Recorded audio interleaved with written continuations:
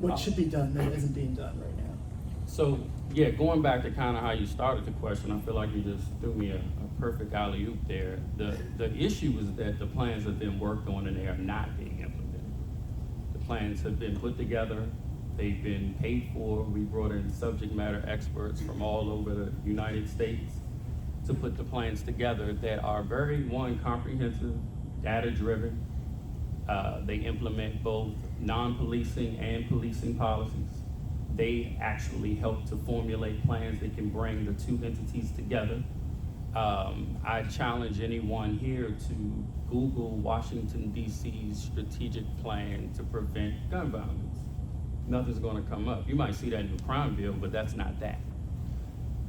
Google the same thing for Baltimore and for Newark and for New Orleans, and their plan is gonna come out. It's gonna be clear, it's gonna be transparent, and we're talking about 3 cities that have seen major decreases in gun violence. One of the core components of this strategic plan is something called a shooting review. I'll give you just a few elements of that particular plan. During my time in government, especially my last 2 years, with much respect, such respect for the work that you've done, I sat on a call at 8:30 a.m. every morning.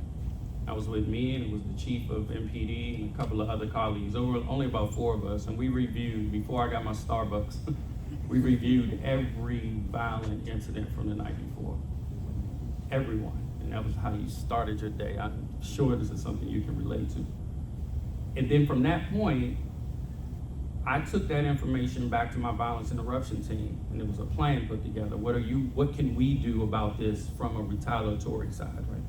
And then MPD, obviously, they had some things that they were gonna do in terms of making arrests. But what was happening is we were colliding. So I'm going to help this person with resources and services, and when I get there, police are there to arrest them, which loses all credibility for the work we were doing. But a shooting review was designed to really look at, and let me give you a real number through data-driven approaches, about 265 individuals in the District of Columbia that are involved in or the victims of gun violence. I'm talking about a population of well over 700,000 now. I don't know what the new census numbers are, but I know it's a lot of people here. It's a very small number. And this plan is designed to engage one way or another with that 265.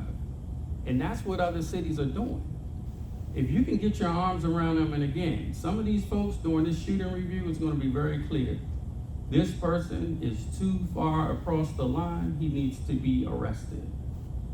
This person, on the other hand, we can change the trajectory of their lives and then go inside their homes and impact their families and break the cycle, because now their son or their daughter is not going to see the same thing. And that's a long-term solution versus some of what's coming out right now, which is really a Band-Aid approach. I can guarantee you all in 6 months, you'll see crime go down in the District of Columbia, because there's going to be more arrests, there are going to be more people being held. But I want you to look at that same thing 18 months from now. Because let's be clear, we're coming home, one. And if the services inside of the jail or inside of the detention centers aren't helping us to truly rehabilitate ourselves, then who are you sending home? Someone who still now can't get a job, can't take care of their kids, can't do all the things that we know that we like to do. So they're going to choose a life that they might not want to choose based on the options that are in front of them. Not justifying a lot of the things that we see happening in our city. But what I am saying is that other cities have realized that policing has been around for 200 plus years, and violent crime in the district went up tremendously last year.